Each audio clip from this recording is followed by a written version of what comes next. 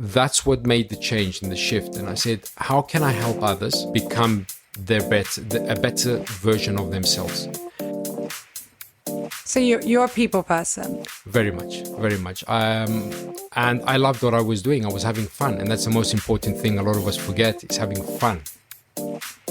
Another quote I say, everything happens for you and doesn't happen to you. So it's, again, take the learnings from it. It happened. You cannot change what happened. That's in the past.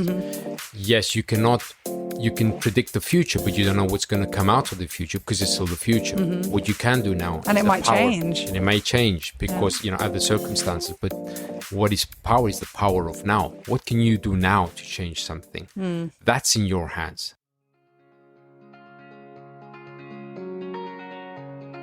I'm Farah Shammas. Welcome to Hotel Talk. We hope you enjoy listening to this friendly conversation between people connected by real life in hotels. Today I'm joined by Nicolas Kittis, who is a hotelier and a coach.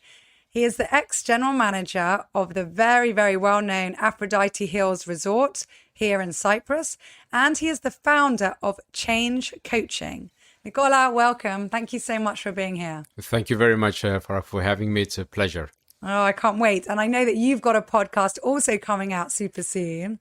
Hopefully soon enough. Possibly at the end of the month, beginning of next. Great. So I hope everybody who's listening to this is definitely going to follow you on social media and then be able to tune into your podcast soon.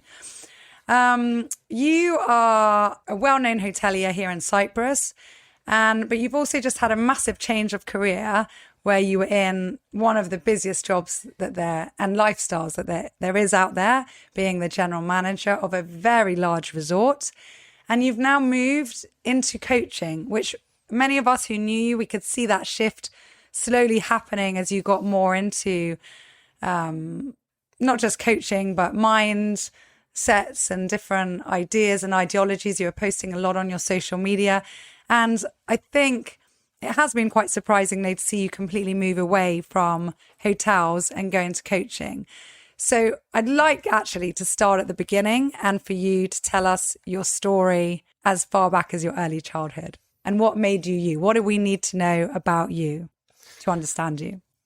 Well, as you put it, as far back brings a lot of memories. Let me start with obviously where my career, because we are talking about hotels and it's Hotel Talk. So my career started at the age of 14 when I first came to Cyprus, approximately the age of 15. As soon as I landed in Cyprus, 2 days, started working as a commis waiter. And you came from South Africa? From South Africa, yes. So you were born and raised in South Africa? Born and raised in South Africa, moved to the UK originally for a year. Cypriot. Originally Cypriot, parents from Paphos, from Neochoriolachi.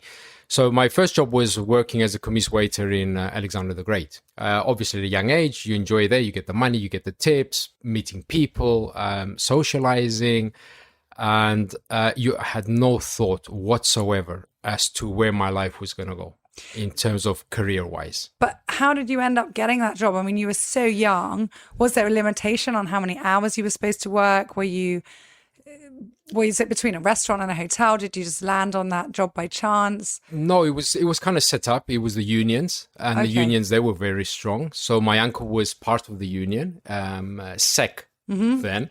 And he set up the job, obviously coming back from a very poor family where we did not have the money. We need to support each other. So moving from South Africa to Cyprus, situations were difficult.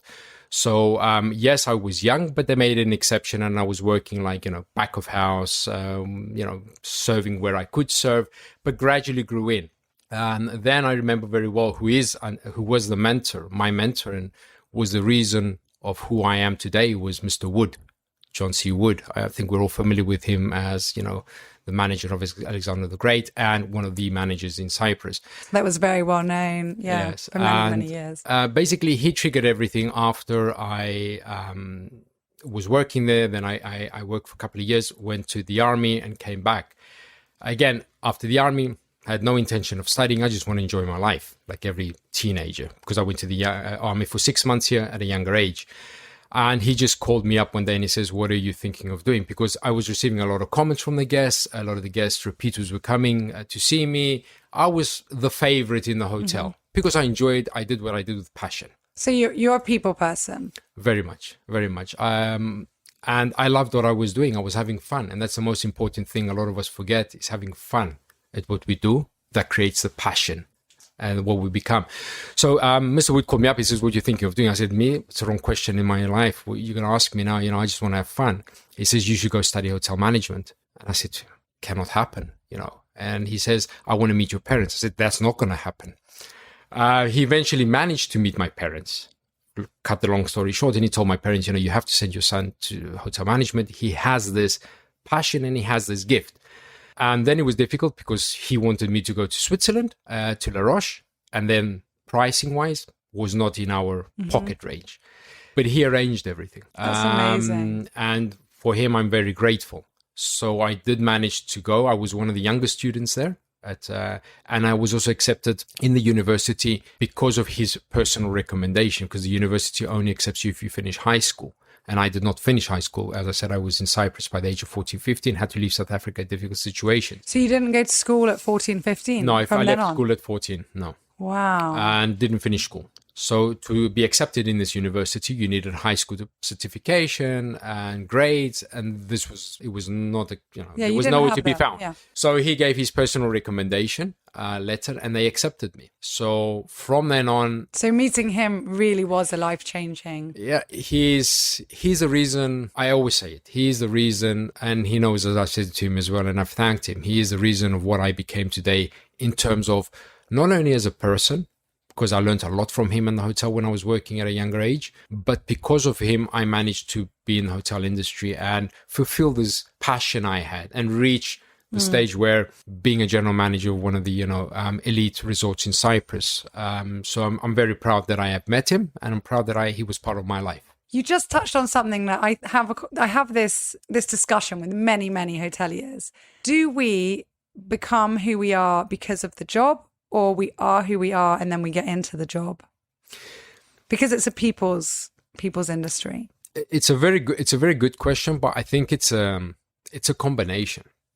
Because if you are who you are, but you get into a job that you love, but then your character does not allow you to adapt and evolve within the job and create that passion, it won't work out, because we all know it. This industry is not an easy industry. Many hours, you have to always put on. It's like we say, it's showbiz. You have to walk in that door, stage. Whatever it is, you're on the stage. Put on that smile, dress well, and make everyone happy. Not only the guests but your staff. So I think it's a good combination of both. Yeah, yeah. I've had this conversation so many times, and I'm sure on this podcast it's going to come out with so many different people in so many different ways. So I think, a lot of us are, maybe we're not really extroverts, but we're seen like that. We can act the act and walk the walk and talk the talk. And then, we have to do it. We have to keep on doing it. And do you think that that's tiring? Because I know now you've left the industry. There's an array of reasons that might have happened that you don't have to get into on this podcast, but you were tired. I mean, you've told me that before, and you had kind of a burnout. Is that fair to say or not? No, it's true. We have to be authentic and we have to be real to ourselves. And I believe there's no manager, or if there is a manager out there, I'd like to meet him, who would tell me that I haven't gone through a sort of crisis, whether this is called a burnout, a panic attack, just being tired and, not Exhaustion. being able, brain fog, everything. We all go through different stages.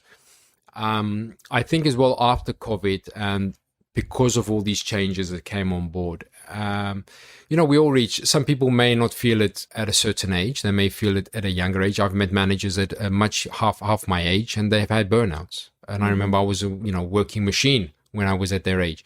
Some get it later, but there is a time in our life, and it's true to say that yes, the industry is tough, and yes, you do become tired.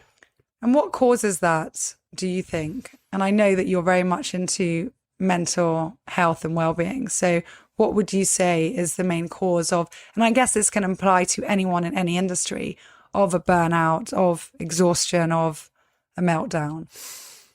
It's interesting, the topic that you've brought up, because it's something that I'm working on now, and hopefully I'll introduce it within the industry of the hotels, but from the side of a coaching perspective. We have to be fit as not only as humans, but as leaders, as managers, as employees as well, owners, shareholders, investors, whoever it may be addressed to. But you need to be fit both physically and mentally. If you're lacking one of the two, this is what causes many issues to come. That is either burnouts, health issues. We've heard a lot of managers, unfortunately, we've lost a few managers as well at young ages because of heart attacks or any other sort of illnesses. So we had one here, he was only 42, I think. And it's sad. And it's because of possibly stress or physically not being fit enough. I mean, not working out or looking after yourself. I mean, we shouldn't forget, in order to lead, and because, most hotels are very large as well.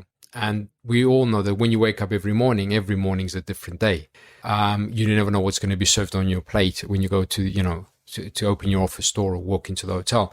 But you have to be ready with that. And in order for you to be ready, you have to be physically fit as well as mentally fit. So for me, these are two very important aspects that you cannot work with either one or the other. You need both. So what happened in your life that led you to get so interested in fitness, both physically and then now mentally with change coaching? I'll tell you when it started, and I'll tell you a small story and how it developed. Everything started in COVID, when obviously we were, due to lockdowns, hotels were closed, and like most, we were at home.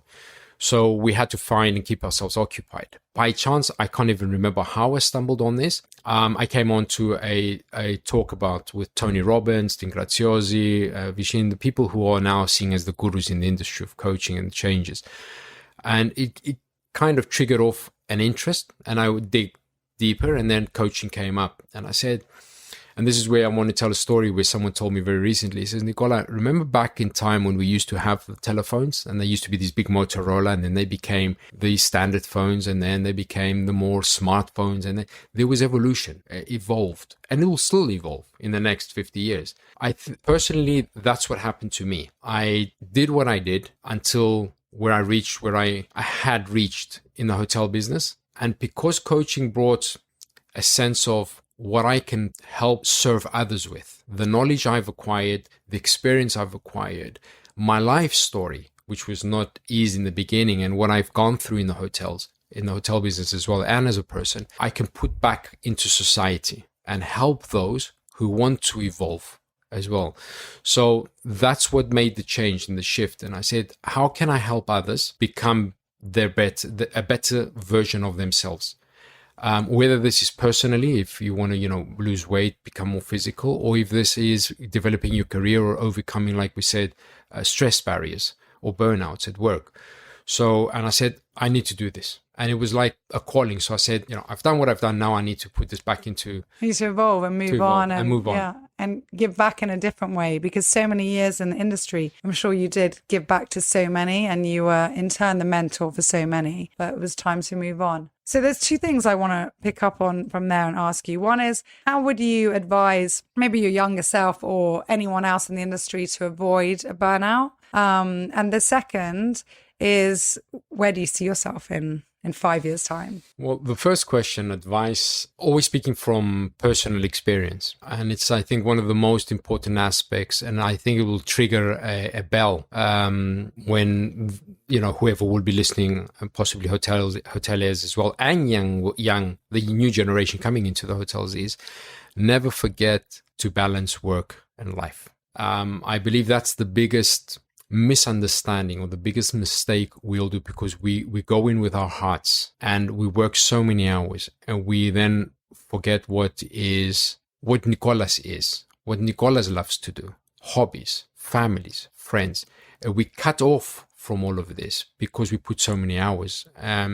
It's not only about work, and it's not only, and this is very good as well to possible investors, owners, managers, for their managers as well, executives, supervisors.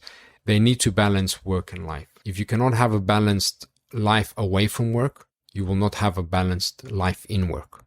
Before we move on to the second question I asked you, I'll just bring up a little story that someone told me once. And I would actually like to touch on that. I do think it's a little bit unfair, because I definitely, as a woman, get asked possibly daily. How do you do it? How do you balance work and your home life? How do you balance being a mother and being a managing director? How blah, blah, blah, blah, blah. Even to go and do talks on it and give advice to people. And yet, for maybe the 100 times I'm asked this, maybe my husband never gets asked it, or men are managers. Nobody focuses on men and say, well, how do you do it? Do you see your kids? Are you happy? Do you have time to exercise? When was the last time you had a nice dinner? I think the focus very much is on women, which is great. And understandably, because maybe we do a little bit more of the home toll does fall on us. The responsibility does, just by being a mum, just by the nature of life and motherhood and living. However, there's a lot on men and there's a lot of pressure on men. And I think that is ignored. And I think it is very important for men to have that balance. And then one example that I will give, that a friend of mine from America, who her mentor said to her, she said, look, when you're in your career and you're succeeding and you're doing really well, if you're doing really, really well at work, the chances are you're not being such a great mom. You're not being so great at home. You're not the best friend you could be. You're not the best wife you could be, partner, whatever. And if you're like the best mom you can be and you're on top of the homework and your house is all in order and everything's fine, chances are you're not doing so great at work. So when you're not really doing that great or your best at both, that's when you know you've hit the balance. Yeah. And that's always stuck with me as a really good example. That's why, Farah, we said balance is important. It's looking like on a scale, and you put on the one side my job and the other side, and the scale needs to be balanced. Yes, sometimes it will go up on one end, it will go down on the other end, but the idea is to keep it balanced. Yeah, overall.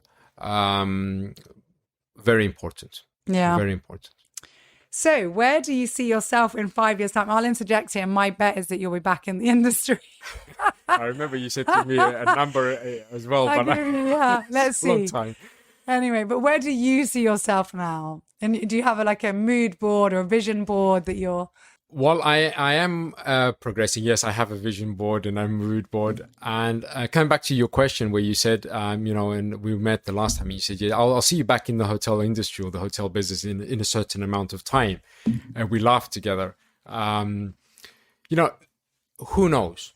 Never say never. Never say never. And, coming back into the industry, maybe will not be in a position of the current as a GM or general manager. It may be something, because the industry as well, the hospitality industry, may be slower in Cyprus, but if you look abroad, it's evolving as well. A lot of the hotel and hotel companies now are changing their approach to the human being. I mean, the staff, the manager, whoever, the guest as well. Mm-hmm. And they are bringing experts in, whether these are coaches or mentors, and they are giving a different approach to how things are being managed or dealt with on a day-to-day basis of running a hotel.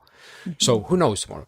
But my future is, I have the talk as well in November at the Aphrodite Hills, where I'll be one of the speakers on day 4, the Millionaires. Oh yeah, I want to come to that. We business said, school yeah. is with Peter Sage. So together with another 4 well-known speakers. My vision, where I see myself, is I will be speaking on stages, and I am developing programs where they are not training programs, they are empowerment or inspirational programs, whereby we can boost the morale and change circumstances within the industry. Again, focusing on hotel industry, but also generally the society.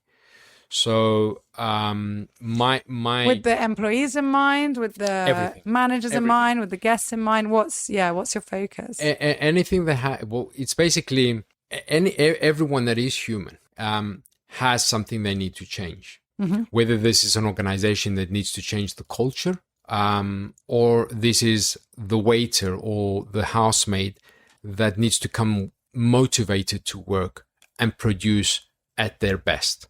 Because keep in mind, they also come with problems to work. And maybe they are not skilled enough to understand how to lead these problems at home.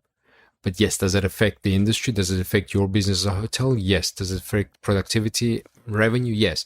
So it has to do generally with the human. And because of my background in the hotel business, that's a bonus within the industry. But currently I am as well coaching clients, corporate clients abroad, who are not in the industry and are at C-suite level. I can see how and where it's developing. So that's where I see myself leading. So change might not only just be for hotels; it might be for any industry, any company that needs help with its culture, with its team at all levels. Yeah, and I'm now developing a new program where it will be finished in November, end of November, beginning max 2023. It's called Hollow Body. I'm on a specific. What's it called? Sorry again. Hollow Body. Hollow Body is I'm one of the coaches out of 1,660 coaches worldwide, the only one in Cyprus, whereby Hollow Body is basically how a coach can coach a team or an individual to have the balance between physical and mental being. Well-being. Well-being. So that's why it's called Hollow Body. And it has to do not only the way you eat and you exercise, the way you work, the way you think. Also, it has to do with the social environment, who you with, who gives you the positive energy, who gives you the negative, who gives you the toxic, who gives you the bad. So it's a big project that was developed and being part of it, and hopefully that will also be introduced. So yeah, wow, it sounds fascinating. So I'm gonna ask a final question. Because I know that you post a lot on social media and you like to shake things up with different ideas and use different quotes. So what is your favorite quote?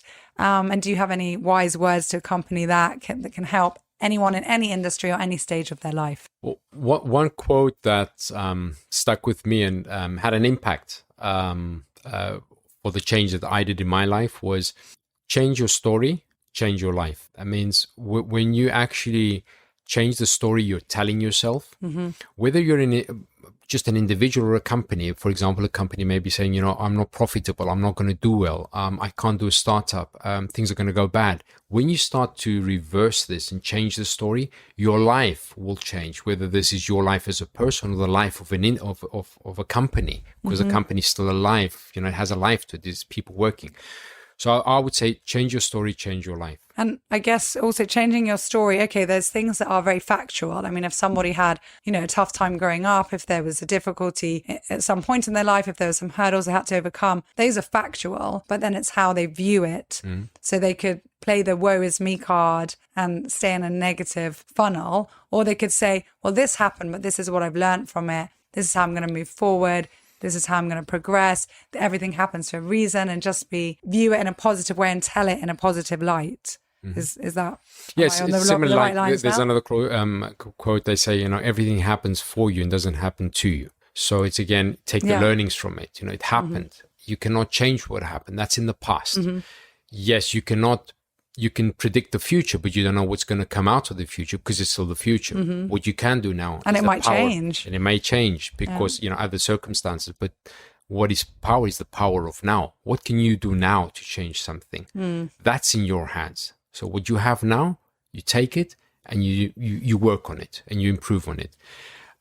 So I think that's a powerful statement that people should think about. Yeah, and I love the name of your company, Change, because that's what it is about, being adaptable. I mean, one of my favorite sayings is life happens when you're busy making other plans. Correct. And it's so true. And I'm a massive planner. I think a lot of women are. I think it's quite a feminine trait. Like, we love lists. It's all about lists, mental lists, shopping lists, lists for the kids, lists for everything, work, to-do lists. But so many other things happen during that time and day. And the point is just to roll with the punches and be adaptable. Otherwise, you'll just get frustrated. Yeah. So something very key as well, which you just mentioned, Farah, is with all this turbulence and all this that's happening in everybody's life, another key takeaway I would like, the audience to take with them is never forget to be authentic. Never forget to be yourself, because in today's society, we meet people and people want to be other people. And this is what pulls back a lot of people, and they forget their authenticity. And that's what spoils everything. So whatever you do in life, whether this is, in a relationship or in your business, people will buy authenticity. People will buy into you being authentic. So we should never forget this. But then it also starts, doesn't it, with people giving themselves time and learning to love themselves. Because if they don't like who they are, then they're going to try and be someone else. Yeah. Yes. That's what they say. be yourself because everyone else is taken. Yeah, it is true. Yeah. Exactly. And in today's society, it's not bad. I mean, I went through a phase as well where I asked for help. I have 2 mentors, apart from obviously Mr. Wood, who was in my younger age. I'm obviously developing into coaching now. And, and they are mentoring me. It's important when you find a roadblock, you ask for help. Yeah. This is another thing I've seen in society here in Cyprus mainly, where because of the ego that, surrounds a lot of us, we Mediterranean blood and alpha male especially. Exactly. We tend not to go in that direction of let me ask for help, whether this is helping a coaching mentor or maybe in psychology or something. And that's it. Again, do not be scared, do not be ashamed, do not be afraid. It's if you love yourself enough, what we learned in Holobody as well is the self-talk is you have to build such a beautiful relationship with your body that has to do physically and mentally. And if you love your body so much, you will ask for help when you need it. And you'll recognize the signs. And you recognize the cues your body's telling you. Yeah. Oh, that's beautiful.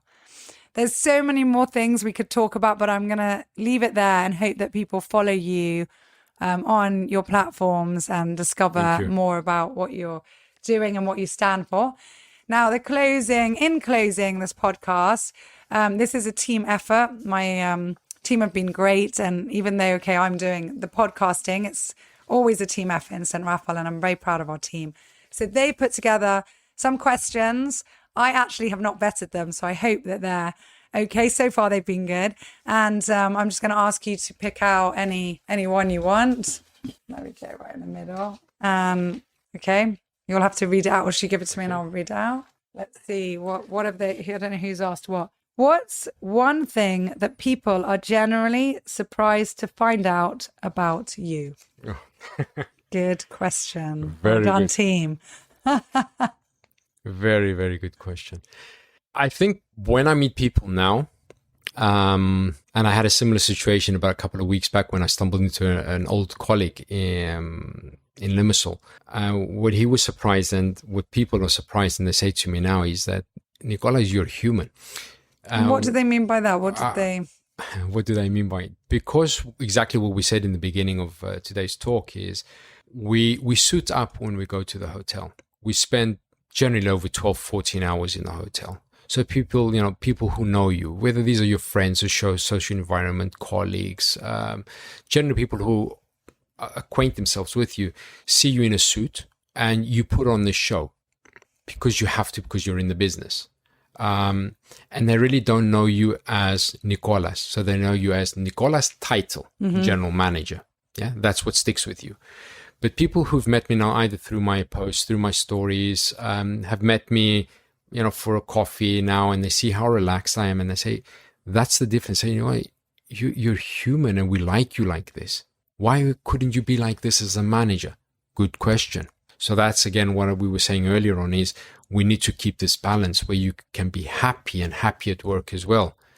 So I think, yes, I'm more human now. I'm more in love with myself now than I was working in the industry. Do you think as managers in hotels, we don't show that because we don't want to appear vulnerable? Yes. Vulnerability is a big topic.